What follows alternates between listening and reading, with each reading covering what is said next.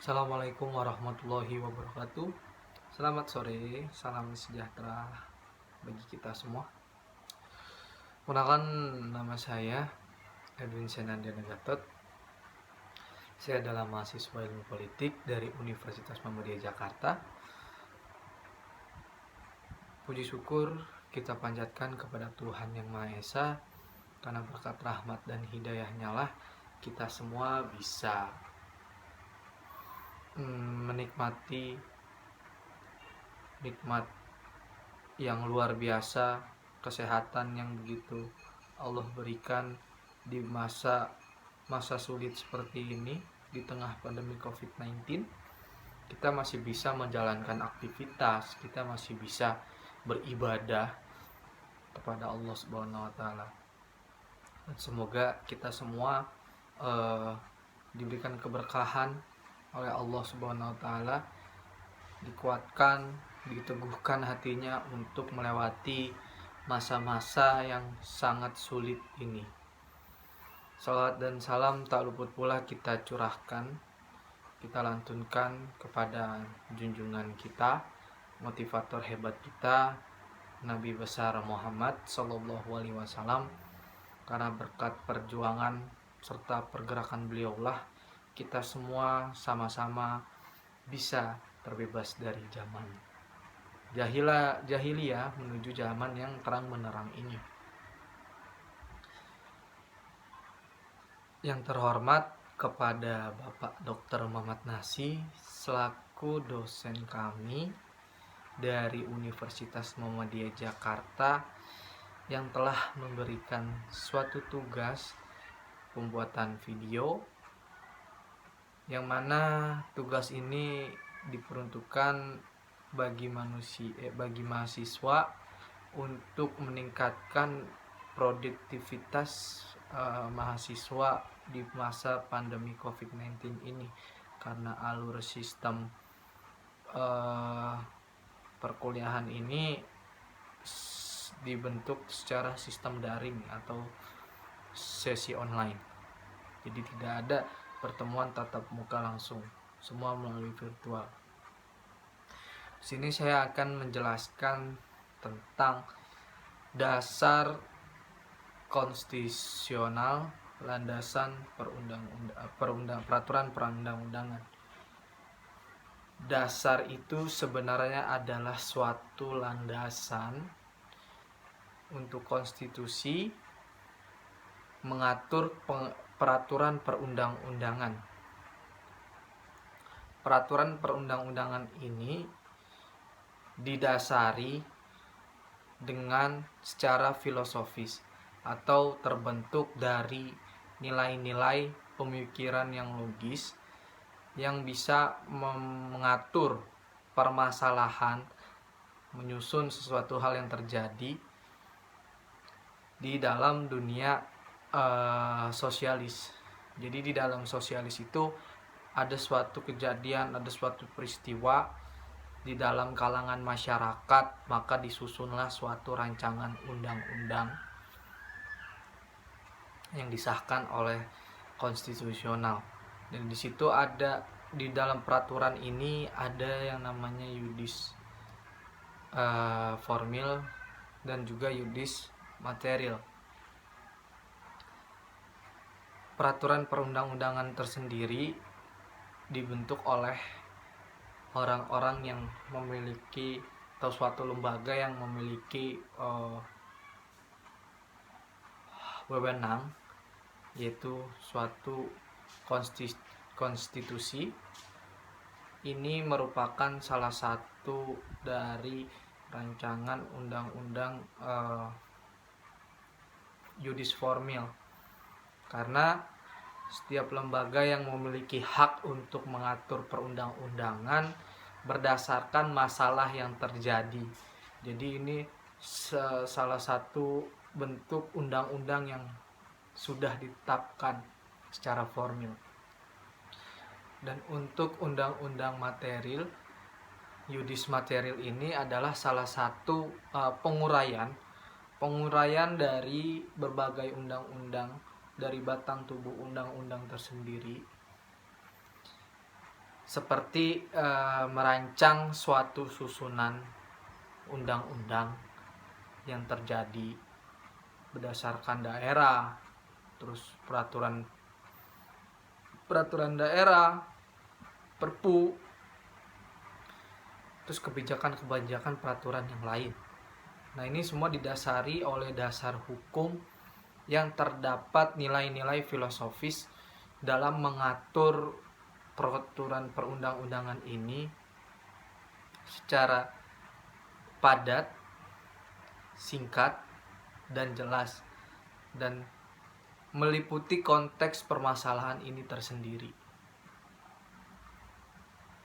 Nah, undang-undang ini didasari oleh Undang-Undang Dasar Negara kita Republik Indonesia tahun 1945 dan juga dilandaskan oleh Pancasila. Ketika kita ingin, saya ambil contoh, merancang perundang-undangan partai politik, dan ini merupakan salah satu penguraian dari batang tubuh undang-undang yang berlaku, yaitu Undang-Undang nomor 28 tahun 1945 tentang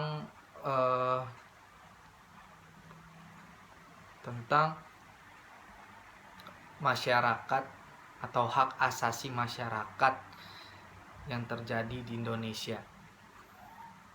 Nah, dan banyak juga rancangan undang-undang lain yang disusun oleh konstitusi pihak yang berwenang, seperti undang-undang hukum, undang-undang perkawinan, undang-undang lalu lintas, undang-undang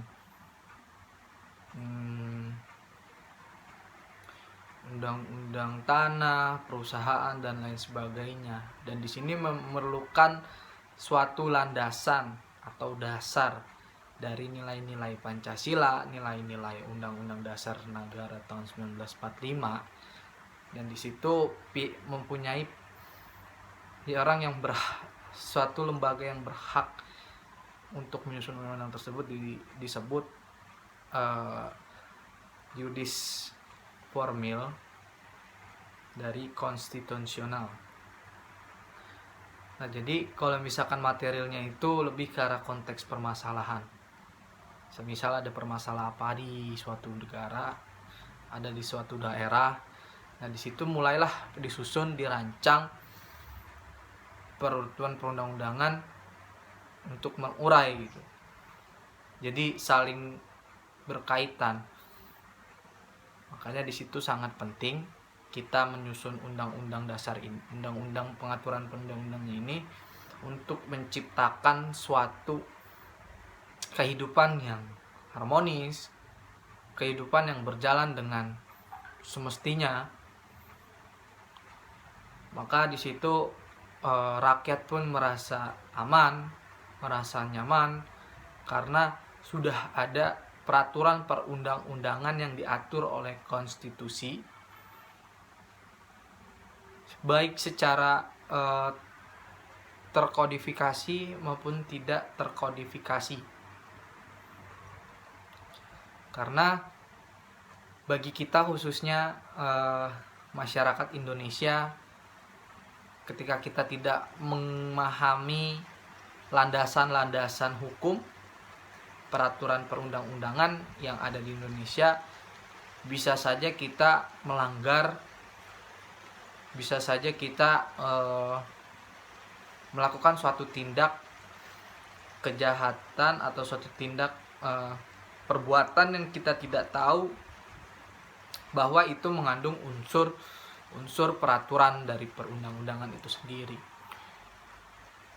Banyak sekali hal yang terjadi. Mengapa kita penting sangat untuk mempelajari peraturan landasan perundang-undangan ini. Apalagi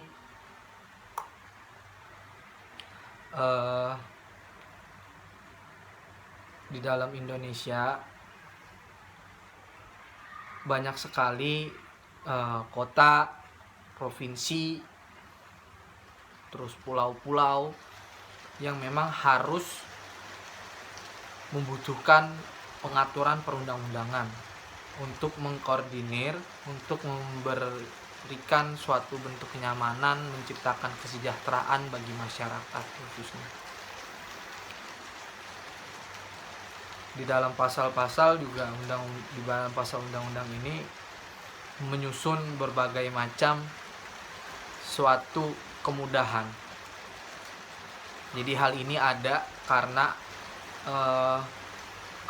suatu permasalahan atau peristiwa di dalam dunia sosialis.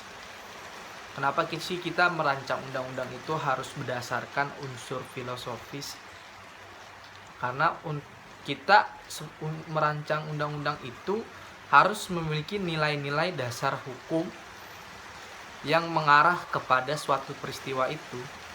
Jadi harus dalam konteks yang fasih. Karena tidak bisa sembarang orang memberikan peraturan perundang-undangan.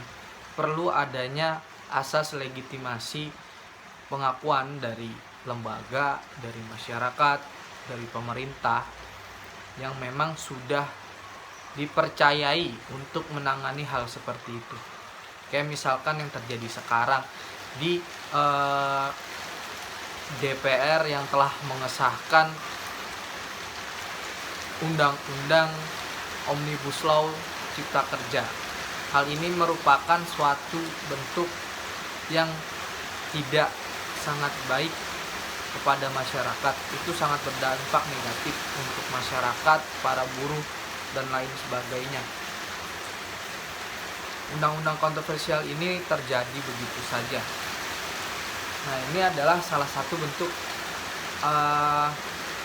undang-undang material, undang-undang yang sudah undang-undang material kemudian dibentuk menjadi formil yang sudah disahkan. Ini kenapa hanya sebagian pihak yang bisa membuat peraturan itu? Ya, yang tadi saya bilang perlu adanya asas legitimasi. Karena tanpa adanya landasan, tanpa adanya dasar dari filosofi, dari sosialis, dan dari yuridis formil maupun material ini, kita tidak bisa melakukan atau terciptanya dan terbentuknya suatu peraturan perundang-undangan. Semua itu harus ada didasari. Jadi seperti itu.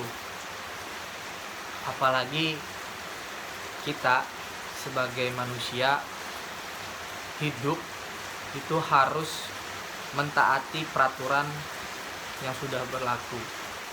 Di Islam kita kenal dasar dari landasan dari Islam ini adalah Al-Quran dan Hadis.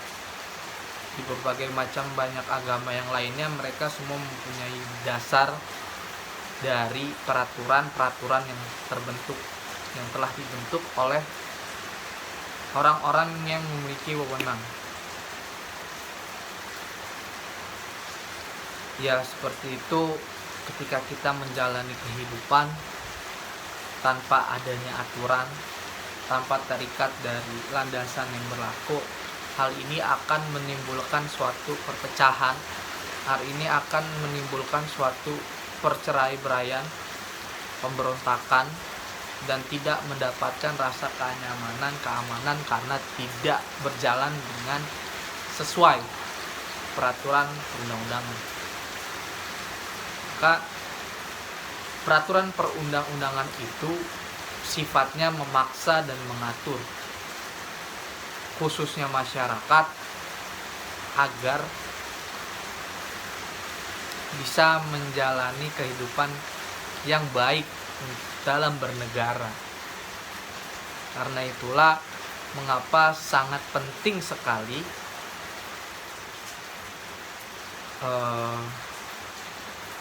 terjadinya suatu bentuk peraturan perundang-undangan yang dibuat oleh lembaga-lembaga konstitusi yang berwenang.